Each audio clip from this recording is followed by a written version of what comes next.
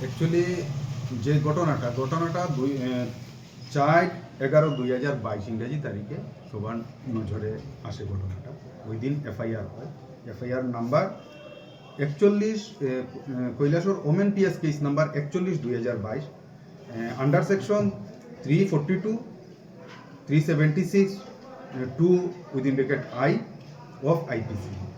তো ঘটনা হলো ওই যে মামলার ভিকটিম একটা কৈলাসরের একটা বাড়িতে পরিচারিকার কাজ করত প্রায় 10-12 বছর থেকে।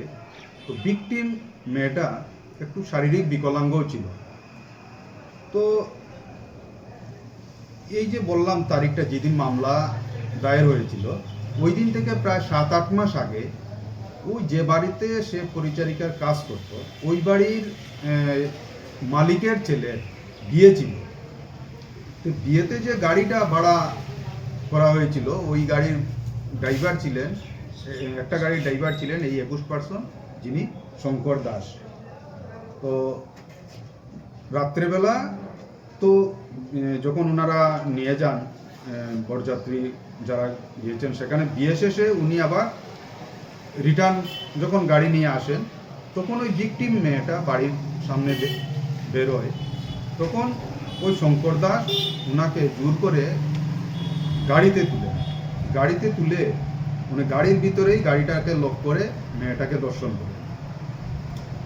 যার ফলে মেয়েটাকে, যেহেতু ফিজিক্যালি চ্যালেঞ্জ ছিল মেয়েটা তখন, এবং ভয় ভীতিও দেখানো হয়েছিল চিৎকার না দেওয়ার জন্য, এবং দর্শন করার পরেও মেয়েটাকে হুমকি দেওয়া হয় যদি সে কারো কাছে সে বলে তো মেয়েটাকে সে মেরে ফেলবে। তো মেয়েটা বয়ে কাউকে কিছু বলে না। তো 4/11/2022 ইংরেজি তারিখে যখন ওইটা একটু সন্দেহ হয় সবে মেয়েটার শারীরিক পরিবর্তন দেখে, তখন মেয়েটাকে জিজ্ঞাসাবাদ করা হয়, মেয়েটার আত্মীয় স্বজনকেও জানানো হয় এবং এই মামলাটা দায়ের করা হয়। তখন পুলিশ যখন মামলাটার তদন্ত শুরু করে তখন দেখা যায় ওই ঘটনাটা যে ওই 21 পার্সন তাকে গাড়ির মধ্যে ওই দিন রাত্রে, ওই বিয়ের দিন রাত্রে প্রায় 10টার সময় দর্শন করেছিল মেয়েটা, এবং বয়তো কিছু বলে না। পরবর্তী সময়ে যখন পুলিশ মেডিকেল করানো হয় তখন দেখা যায় তার মেডিকেল রিপোর্টটাও পজিটিভ ছিল, এবং যে পরবর্তী সময়ে বাচ্চাটা জন্ম হওয়ার পর যে ব্লাড স্যাম্পলগুলা এই 21 পার্সন এবং ভিকটিম এবং সেই যে নিউলি বর্ন যে বেবিটা ছিল তাদের যে ব্লাড স্যাম্পলটা পাঠানো হয়েছিল সেখানেও যে ফরেন্সিক ল্যাবের যে রিপোর্টটা এসেছিল সেখানে বলা হয়েছিল যে the victim is the biological mother of the newly born baby and Shri Shankar Das, ওনার একটা ডাকনাম ছিল সেটা অভি, যিনি এই মামলার সাজা প্রাপ্ত হয়েছেন আজকে। তো is the biological father of newly born baby of the victim. তো দীর্ঘ শুনানির পর আজকে মাননীয় আদালত সেটা রায় ঘোষণা করেছেন। মাননীয় আদালতের যিনি জাজ ছিলেন শ্রী পি কুমার সেশন জাজ, এবং সরকার পক্ষে মামলাটি পরিচালনা করেন learned additional public prosecutor Shri Kankan Debabrata. উনি আমার সঙ্গেই বসা থাকেন।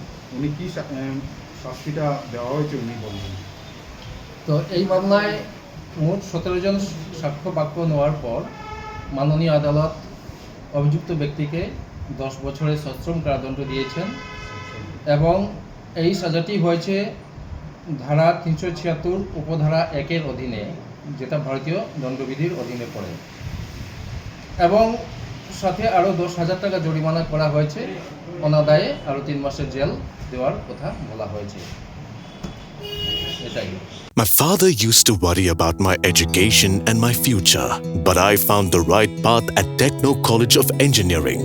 Here, we explore the cutting edge of knowledge of physics, chemistry, computer science engineering, electrical engineering, civil engineering, mechanical engineering, electronics communication engineering, 3D design, and artificial intelligence.